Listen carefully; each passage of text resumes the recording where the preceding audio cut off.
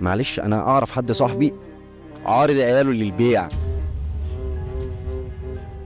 عايز يحط ورقتين على عياله ويعلق ورقتين، وهو بيقول لك يا باشا اللي يعرف ياكلهم ياخدهم. تبيع عيالك انت ولا يموتوا جنبك من الجوع؟ انا وصل بيا اليوم من الايام ان انا ممكن كنت اطلق مراتي بسبب ان انا مش عارف اكلها، فده اخطر من ان انا ابقى حرامي. انا في اوقات كتير بيجي عليا ان انا بستلف حق ان انا اجمع ورديه التوك توك. ورديه التوك توك 100 جنيه، 10 جنيه جراج، هنحط لك 30 40 جنيه بنزيمه، انت عايز لك 160 جنيه دول بره اي كلام. يعني انت جالك يوم ما جمعتش تمن الورديه حتى؟ ليه جالي يوم؟ احنا لحد دلوقتي حضرتك انا شغال من الساعه 7 الصبح، وكل اللي عملته 50 جنيه او 60 جنيه، وراضي الحمد لله، وراضي الحمد لله. انا اسمي الشريف محمد علي، انا شغال سواق توك توك حاليا، انما انا من قبل باسبوع ولا ب10 ايام شغال مدير تصوير، وعامل مسلسل رمضان اللي فات ابطاله من ذوي الهمم، اول مسلسل في الوطن العربي. الحمد لله رب العالمين، المسلسل نجح ويوصل للناس رساله. فكره ان انت ازاي تبقى مدير تصوير وتشتغل سواق على توك توك، طبعا هو الشغل مش عيب طبعا، بس فكره ان سواق توك توك ومدير تصوير الاتنين بعاد عن بعض خالص. بص، هو اولا هرد على حاجه كده في نص الكلام اللي انت قلته. هو انت ازاي مدير تصوير ومخرج وتنزل تشتغل سواق توك توك؟ الشغل مش عيب، دي حاجه كويسه جدا وكلنا عارفينها، بس اللي مش عيب اكتر، انت هتاكل وتشرب منين وبيتك عيشك ولا يشرب منين؟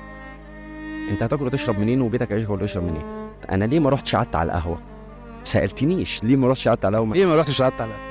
عشان مين اللي اكل في البيت؟ وهقعد على القهوه ادفع واشرب منين؟ وهقعد على القهوه ادفع واشرب منين؟ انا انزل اجيب جنيه ولو هتمرمط عادي خالص، جميل جدا، بس اهم حاجه الاولاد يكونوا كويسين، ياكلوا ويشربوا ويلاقوا حاجاتهم وما يطلعوش يدوا علينا.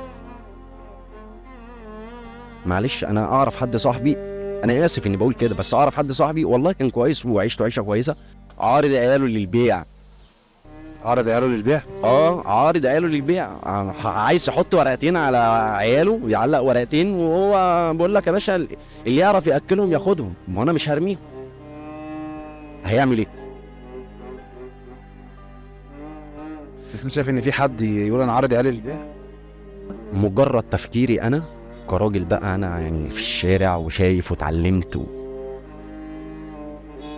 تبيع عيالك انت ولا يموتوا جنبك من الجوع؟ كون انك انت تبيع ضنك، فانت ما عندكش لا قلب ولا دم ولا اي حاجه، فكون ان انت اصلا توصل ان انت ما عندكش لا قلب ولا دم، فانت اتدمرت، فانت مش بني ادم. هلومك في ايه؟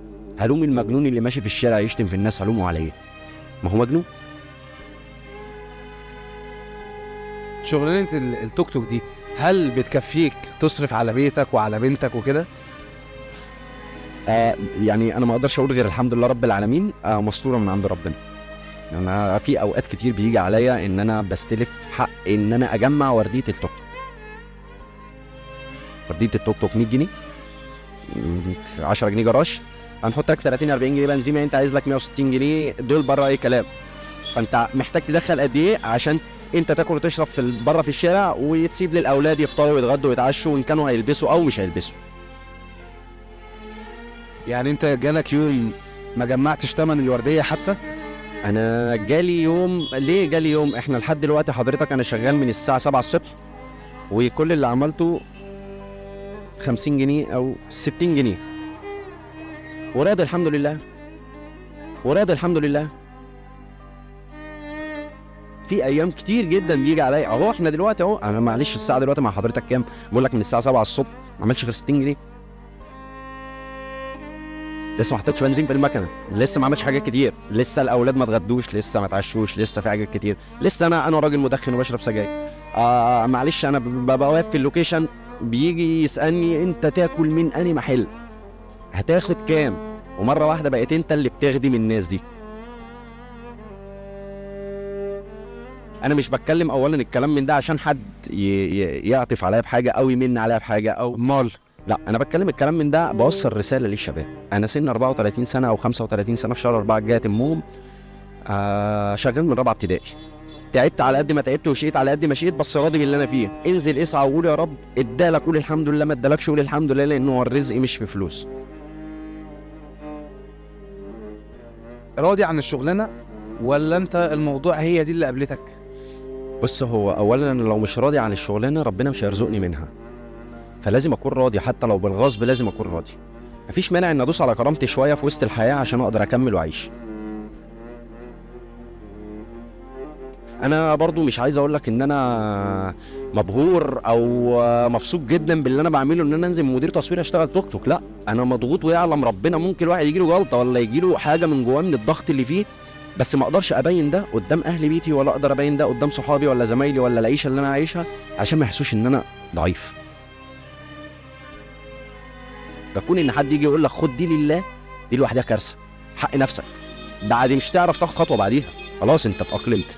استلفت كتير وعشت كتير وخدت لله كتير، بس انا بجد لسه فيها ايدين وفيها رجلين، انا ليه ما كملش اهو.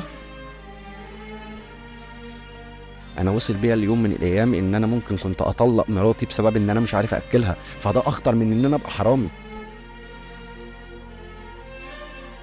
بنلاقي فيه يوم كويس ويوم مفهوش، فدي بترجع للست اللي معاك. ان كانت هي بنت اصول بتعيش، مش بنت اصول ما بتعيش. وحاجه ربنا قال عليها، يعني هو ربنا هيديك حد منك، حد من ضلعك، يعني حد شبيه ليك. اوعى تفكر ان بالظبط، اوعى تفكر ان اللي بتشوفه وحش فيها لا هو فيك قبل ما يكون فيها. مين بنت الاصول في وجهه نظرك؟ ام مريم. انا ام مريم خريجه تجاره انجلش، وحاجه كويسه. رايها يعني ان انت شغال سواق توك توك، تقبلت الموضوع ازاي في الاول؟ هي ما تقبلش الموضوع في اللي انت ازاي هتنزل من هنا لهنا، فلما خيرتها ما بين الحلال والحرام قالت لي ان شاء الله تشتغل تمسح الشارع، ادام هناكل حلال مش هتفرق معانا، انما هناكل حرام طلقني. فلما قعدت واتضغطت شهر واثنين وثلاثه، وايام كورونا طبعا، ايام ما يعلم بقى الا ربنا، فقلت لها لا خلاص انا هطلقك، وعشان انا مش عارف اكلك مش هستنى ان حد يجي يقول لي انت مش بتاكل ولا مش بتشرب. قالت لي لا انا مش فارق معايا، هنقعد زي ما هنقعد، هناكل مش هناكل، خلاص مش هناكل. دي بنت الاصول. دي بنت الاصول، بنت الاصول اللي تكمل معاك في الوقت ده، مش في اي وقت. هو ده الوقت، هو ده الوقت الضغط، ان كملت معاك فدي بنت اصول. احكي لي بقى على موقف كده في حياتك مش هتنساها، لقيت ان ربنا كريم قوي. كان في يوم من الايام مريم سخنت بالليل وهي كانت لسه عندها 4 اشهر. بنتي، وانا ما كانش معايا فلوس، ما كانش معايا فلوس خالص، يعني خالص، لدرجه ان انا مش معايا فلوس انزل اركب توك توك اروح المستشفى حتى لو هي ببلاش. والحمد لله رب العالمين نزلت وجريت ببنتي، و لما رحت المستشفى ست كبيره برضو لحقتني وخدت مريم وانقذتني، وربنا وعدني الدكتور بقى، هي دي المفاجاه. بعد ما ادى حقنه لمريم وعمل لها الحاجه السريعه اللي هي انقذتها من السخونيه، كتب لي روشتتين علاج وهزقني عشان البنت خدت برد وهي لسه طفله، بس ده طبعا اول طفل ليا، فما كنتش عارف اتعامل كويس ولا انا ولا المدام. بعد ما كتب روشتتين فخرجت المدام بره عشان اتحركت، فقلت له هم دول يسوا كام؟ فبص لي وضحك، فقلت له بجد دول يسوا كام؟ انا مش معايا فلوس اجيب، اديني اي حاجه تسعفها لحد الصبح. اداني شويه ادويه من عنده وكتب لي روشته، قال لي انزل اصرفها من تحت من الصيدليه اللي تحت، واقول له تبع دكتور محمد. فنزلت صرفت تحت، فبقول له هتدفع فلوس؟ قلت له دكتور محمد اللي بعت الروشته. فقال لي طب حاجه من الاثنين، يا تبقى تيجي تدفعهم، يا تقول لي انا اقول لدكتور محمد انه يدفعهم. قلت له انا هاجي ادفعهم، وبالله عليك ما تقولش لدكتور محمد ان انا ايه، يعني قلت كده، انت سيبه هو دفع ما دفعش، انا هاجي ادفعهم، حتى لو هو دفعهم لك انا هروح ادفعهم. اسعى وقول يا رب، ما تقولش اكتر من كده. انا مش بصلي على فكره، يعني انا مش بصلي منتظم عشان تفتكرني شيخ ولا بدعيك لي، لا لا لا خالص. انا راجل شبهك عادي، بنصلي وبنتقطع وكده، وربنا ساترها معانا وبناكل وبنشرب. ده من ايه؟ ربنا الكافر بيرزق الكافر، المسلم بيرزق المسلم، المسيحي بيرزق المسيح، فكلنا ربنا ملزوم ان هو يرزقنا. مقابل ايه؟ تسعى، قول يا رب، بس قول يا رب واسعى، وربنا هيحقق لك كل، ولو ما حققلكش ما تقولش ربنا ضحك عليا.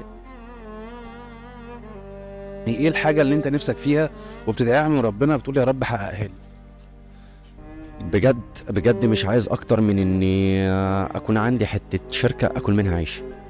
والشركه دي ان شاء الله ان شاء الله لو ربنا امن عليا وادهاني مش هتصور حاجه غير في صالح البشر.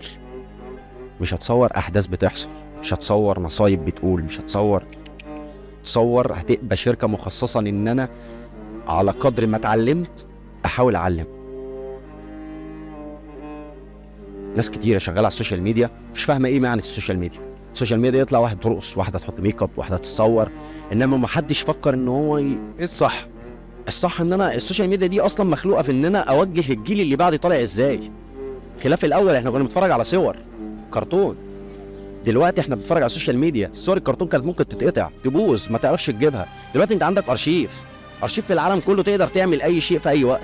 انت ليه ما تستغلش الحته دي في مصر ان هي تبقى مش تواصل اجتماعي ان انا اكلمك وانت تكلمني، لا خالص، وصلها ان انا اوعيك وانت توعيني، انا اقف جنبك وانت تقف جنبي. وعايز اوجه رساله مهمه جدا، ان عند كل ما بتحط هدف في حياتك واول ما تقرب لاخر سلمه عشان توصل له ثق وتاكد 1,000,000 واحد بيديك 1,000,000 شوم عشان تقع. هنا الضعف بيبان. لو انت ضعيف هتقول لا ده مش طريقي ومش هتكمل. لو انت قوي قد الدنيا هتكمل وتستحمل ال100 شوم. ليه؟ لو مت ربنا كاتب لك تموت قبل ما تخش، ما متش اديك خدت ال100 شومه وكملت مشروعك. ففي تلك الحالات انت ماشي بتقر ربنا.